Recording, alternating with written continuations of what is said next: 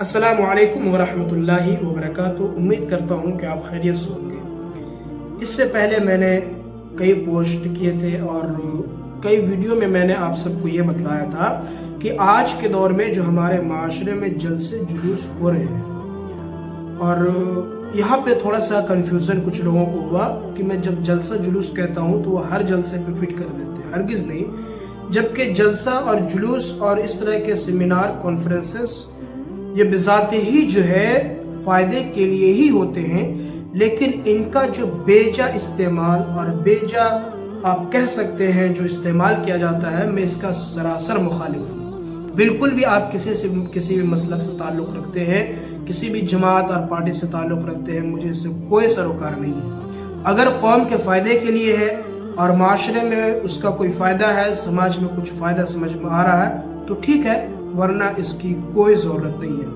खुसूसन वो हजरात जो दीनी जलसे के नाम पर वावेला बर्पा करते हैं और एक तरह से एक्सट्रीम लेवल पे जाकर वो हरकतें करते हैं कि लोग उन्हें देखना तक पसंद नहीं करते हैं। आज यही वजह है कि आवाम से उलमा की एक दूरी बनी हुई है। तो मैं ये प्रेफर करता हूँ कि जलसों के बजाय हमें ग्राउंड लेवल पे काम करना चाहिए और खुद जो है सबसे पहले अपने ऊपर काम करना चाहिए कि हम क्या कर सकते हैं और हम अपने ज़ात से कितना मैसेज दे सकते हैं। होता क्या है कि बेसिकली हम जो है जलसे में कोई प्रोग्राम में या कोई प्रोसेशन हो रहा है तो हम जो है एक किसी वेल फेमस शख्स को बुलाते हैं, और आजकल तो मिजाज बन गया है कि किसी अच्छे शायर को बुलाएंगे जो दबा कर पैसा ले और जो दबा कर गला फाड़ कर चिल्लाए, या फिर जो हम किसी ऐसे शख्स को बुलाते हैं जो वेल नॉन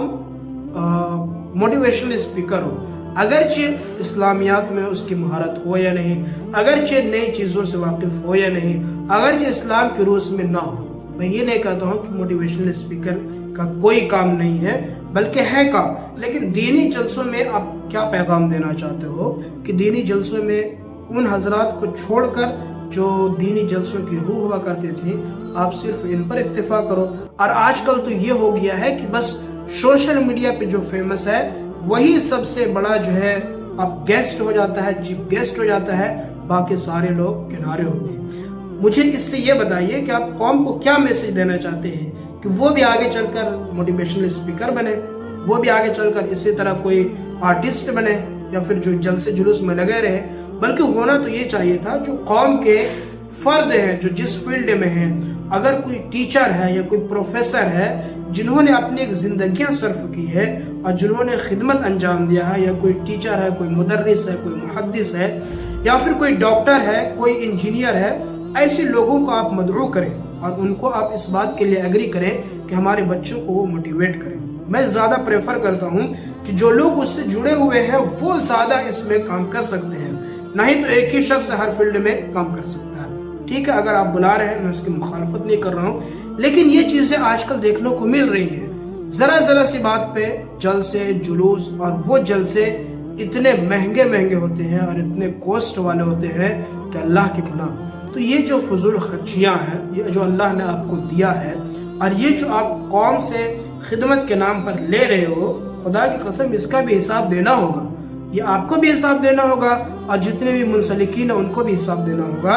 हाँ, जो भी प्रोग्राम कर रहे हैं वो अपने हदूद में करें, और बेजा इतनी जो है खर्च की जरूरत भी नहीं है और ना ही तो इतनी पब्लिसिटी की जरूरत है।